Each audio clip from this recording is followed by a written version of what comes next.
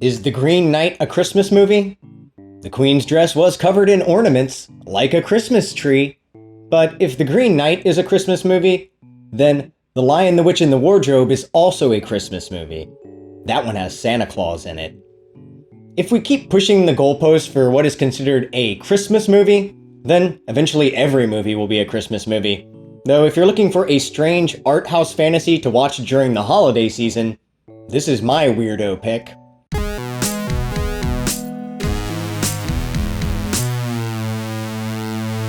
Keep in mind, The Green Knight is not a swords and sorcery, wizards and warriors, dungeons and dragons, mazes and monsters, ghosts and goblins style fantasy. It's an adaptation of a 50-page poem written by an unknown author in the late 14th century, though it plays loosely with the source material.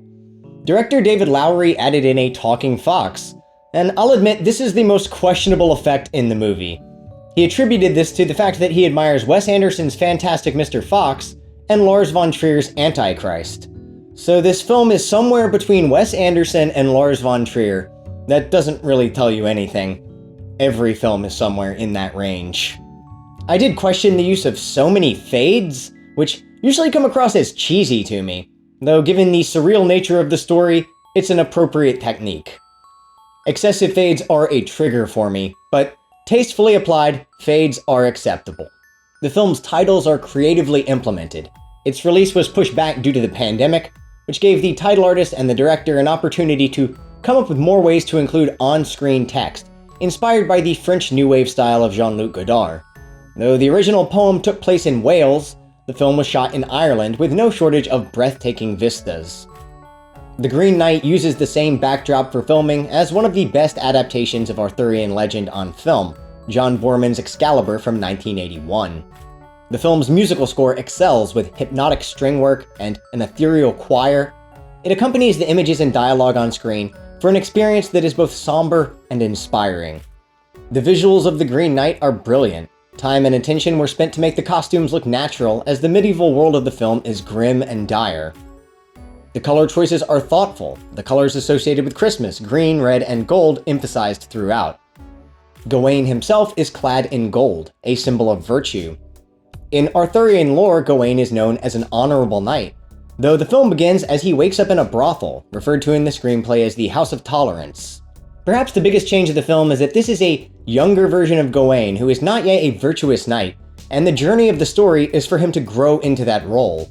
When the film opens, he has no stories to tell, though in the year after beheading the Green Knight, word has spread of his heroicism. Ironically, in this telling of the story, Gawain hasn't accomplished any great heroic feats. The knight simply bowed his head down and Gawain cut it off almost in a panic. Dev Patel plays Gawain as a naive but charismatic aspiring knight who hangs around the brothel and drinks all the time. He's concerned more with self-satisfaction than doing good in the world. The story arc of the character is for Gawain to go from someone who is ego-driven to someone who has destroyed his ego. He must symbolically lose his head. The Green Knight establishes a moody atmosphere. The middle of the film elaborates heavily on a few lines from the original poem about Gawain's travels before reaching the Lord's castle and resisting seduction by his wife. The story in which Gawain is robbed by bandits, and the story where he meets the ghost of a headless girl are additions to the film that I approve of because it's a hero's journey and we need some small stops along the way before he reaches the Green Knight. It makes the scope feel more epic. When adapting a 700-year-old poem into a film, I'm not overly concerned with issues of authenticity. The broad strokes of the poem are still there, but adapted into the style of a modern fantasy. The opening 10 minutes introduce the Green Knight himself, with a performance from Ralph Ineson that is pitch perfect. The decision to use makeup on an actor rather than a computer effect was absolutely the right move. I think it's better practice to spend hours applying makeup to an actor before the shoot, rather than trying to turn an actor green in post-production on a rushed schedule. There's an entire monologue given by the Lord's wife about the color green, a symbol of the natural world, but also a symbol of death, of the rotting corpse.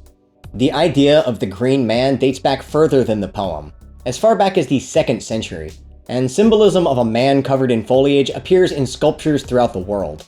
In a similar fashion, the character Mimir out of Norse mythology is beheaded, but his head is preserved so that his wisdom lives on.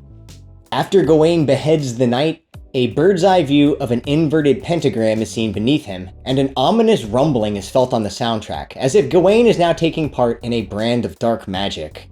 The names Arthur, Guinevere, and Morgana Le Fay are not used anywhere in the script. If you're familiar with Arthurian lore, these characters are recognizable, but they might as well just be called the King, the Queen, and the Witch. Gawain enters the court and a heavenly light shines down over the King and Queen. This is cross-cut with shots of Morgana collecting bones for a spell which will summon the Knight. The Green Knight symbolizes the ancient pagan religions, while Gawain and the Knights of the Round Table represent Christianity. King Arthur wears a pentagram around his neck. Though the pentagram dates back to the ancient Greek and Sumerian cultures and in modern times is associated with neo-paganism and witchcraft, in the Middle Ages it was adopted into a Christian symbol representing the 5 wounds of Christ and also the 5 senses. The story begins on New Year's and ends the following Christmas.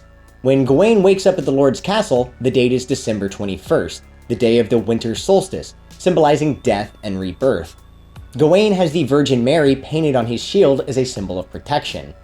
The Green Knight is summoned through a magical ceremony. The Queen is possessed and drenched in green light as she reads the Knight's proposal for a Christmas game, in exchange of gifts, the gifts being blows dealt by an axe. Arthur tells Gawain to keep in mind that it's only a game, but losing the game could mean losing one's life. The winner of the game gets to keep the axe. A sharecropper along the road tricks Gawain and steals the axe, though the axe is returned to him after he retrieves the skull of a headless ghost girl. Gawain cuts down the Green Knight like a Christmas tree. He establishes his dominance over nature.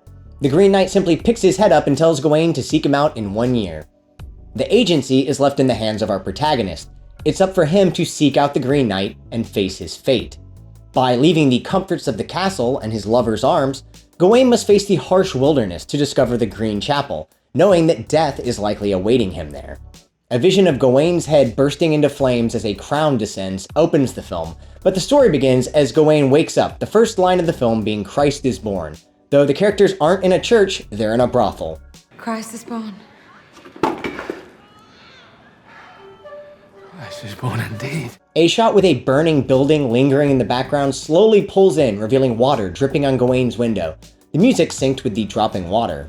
The camera follows Gawain through the dimly lit brothel. He's still a little drunk from the night before, as a hazy atmosphere is established with natural lighting casting heavy shadows during the interior scenes. The film uses multiple elegant long takes.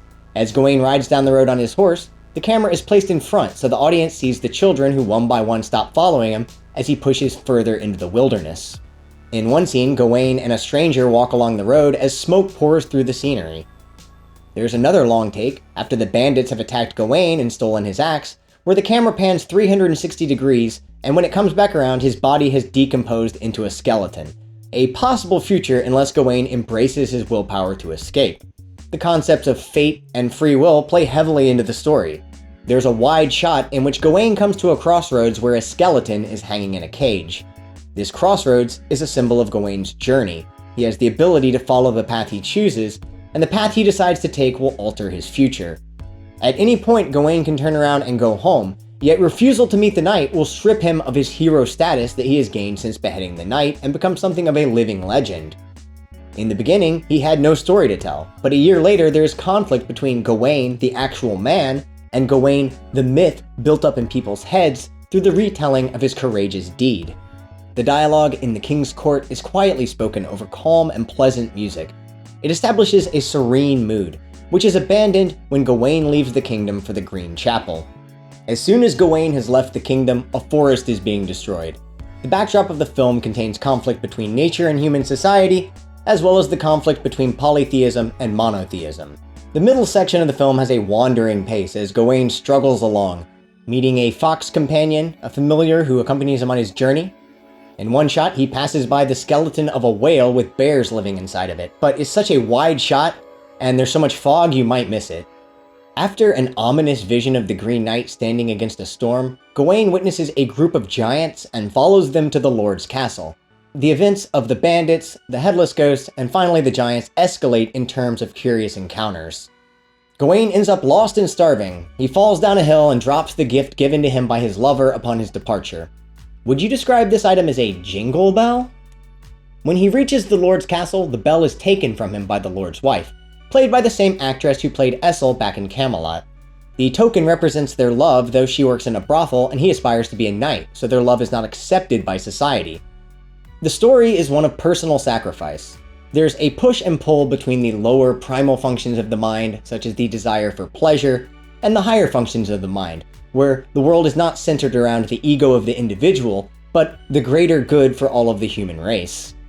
Drug rehabilitation programs center around the idea of a higher power, and its purpose is not indoctrination for a specific religious belief, but to shift the focus of the mind from ego-driven, self-centered behavior to a higher level in which the ego is destroyed. The story is also about temptation, as Gawain resists the sexual advances of the Lord's wife while he stays in their castle. The bulk of the poem juxtaposes the Lord's hunting trips with his wife's attempted seduction of Gawain. She gives him a green sash which will protect him from the knight's axe, but it's a cheat code, it's dishonest, and takes the fun out of the game. In the original story, it turns out the Lord and the Green Knight are one and the same, though the film ends differently. It could still be inferred that they are the same, but it's not explicitly stated. One addition to the film is a scene where the Lord's wife uses a primitive version of a camera obscura to take a photograph of Gawain. This technology obviously didn't exist in the Middle Ages, but this film is a fantasy, not historical fiction. The idea of the man versus the legend is suggested again as Gawain's inverted image is imprinted onto the wall, as though Gawain's spirit is trapped there.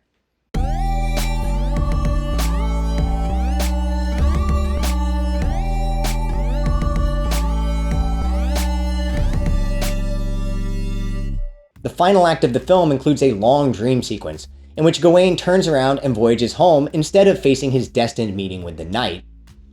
His lover back home becomes pregnant, and the child is torn from her arms as Gawain has now ascended to the rank of a knight, though he has not taken the honorable path. The child grows up, but is killed on the battlefield. The photograph of Gawain hangs over the court as he waits for impending doom. The film's version of Arthur is a tired and weary take on the character. He's in poor health, and in this future vision, the kingdom begins to crumble after his death. Gawain is pelted by peasants in the street and is eventually holed up in his castle as the doors hold off an outside threat. In his final moments, he removes the green sash and his head falls off. There's a story called The Girl with the Green Ribbon that this is reminiscent of. The story has also been told as The Velvet Ribbon or The Woman with the Velvet Necklace. There's an earlier scene where Gawain finds an abandoned home to stay in for a night, and he's visited by the ghost of a headless girl who was murdered. He swims to the bottom of the lake and collects her skull. The final line of the film is the knight saying, "Now off with your head," a reference to Alice in Wonderland. Not only does this ending evoke children's fantasy stories, it's also constructed in a similar manner to the ending of Martin Scorsese's highly controversial film, The Last Temptation of Christ, in which Jesus sees a vision of his life where he doesn't die on the cross, and instead lives the life of a normal man. When the vision is over, Gawain realizes he must remove the sash and face death with honor. The Green Knight touches Gawain's face and feels pride in him in the same way that Arthur did at the beginning of the film. Both characters are mentors who lead Gawain on his quest of self-discovery. The Green Knight is not a film that made a lot of money. It has a low audience score on Rotten Tomatoes, which is summarized as taking its time and leaving a lot open to interpretation, as though those were negative qualities. The Green Knight is actually my personal favorite film of 2021, so I'm giving it a 10 out of 10. I don't do half scores, and it's a high enough 9 to round up. It's a very subjective score. I don't expect this to be a 10 for a lot of people, as it's slow, somber, and contemplative. The Green Knight is a fantasy film with no action in the typical sense, and there's not much in the way of plot, but I love films where symbolism and themes take precedence over a complicated story. It's a visually gorgeous film, a postmodern telling of an ancient story dealing with themes of sacrifice, temptation, honor, and love. A cerebral and surreal journey leading us from the gates of Camelot into the depths of the human soul. Now, off with your head. Never forget what happened here upon this Christmas day.